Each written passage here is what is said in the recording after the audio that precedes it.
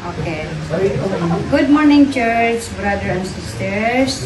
Holy Spirit, bless your holy word. Our topic today, what was the last sermon topic? So, ito yung minsan, kadalasan, bigla na lang papasok sa isip natin ang mga negative mindset natin. But kailangan talaga natin labanan ang mga tukso sa bad times and good times. But,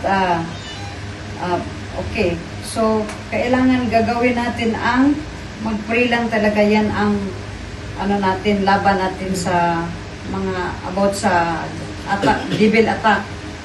So, kailangan pag yung bigla na lang sa isip natin ba yung mga negative mindset. So, kailangan talaga siyang ipag-pray natin na para hindi tayo malayo sa tukso yung mga isip kasi natin ng mga negative kasi sa devil yun eh. So kailangan talaga natin ipag-pray para hindi tayo madaig sa magkasala. So number 2, what is the main lesson you've learned from it? So kailangan sumunod talaga tayo sa Panginoon kung ano yung utos ng Lord. Katulad kay Adan. Diba na siya yung ni Yahweh, ni God na huwag kakain doon sa fruit, good and oil.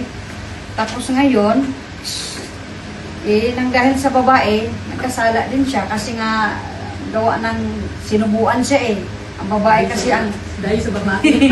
nang dahil sa babae na ginawa na ka-part ni Adan.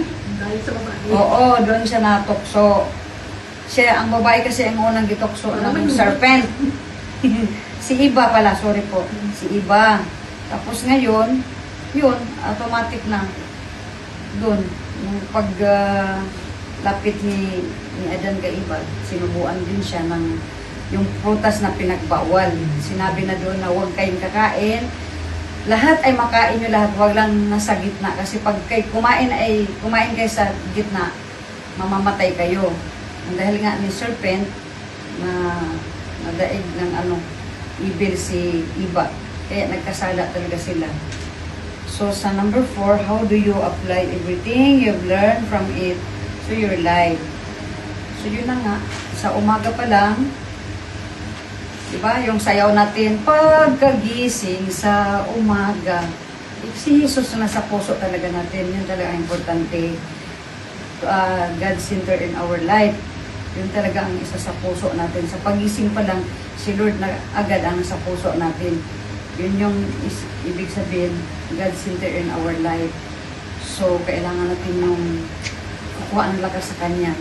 Siya yung full armor natin buong maghapon. Kasi pag si Lord na talaga ang unahin mo, yun yung kasabihan, seek you first the kingdom of God and His righteousness, and all these things shall be added unto you. Amen. And then, full armor.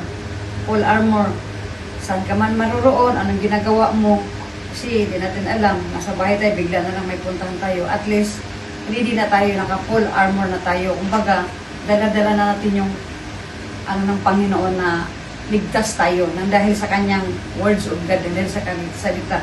Dahil doon tayo kumuha ng lakas, kaligtasan. Yun po. Kailangan natin, dala-dala natin ang ng salita ng Lord, yung kanyang banal na espiritu. Dahil without God, we have nothing. We cannot do anything. And hindi tayo maligtas. Hindi tayo, kumbaga, mapunta tayo doon, hindi natin alam sa paglabas pa lang natin, may makikita kang mga pangyayari na hindi mo inaasahan ba, yung parang aksidente. Pero pag once ay inuna mo talaga si Lord, mag full armor ka, ibig sabihin, full armor, yung mga devils, yung mga negative na hindi sa atin, maka-attack. So to God be all the glory. Amen. Congratulations, Mr. and Mrs.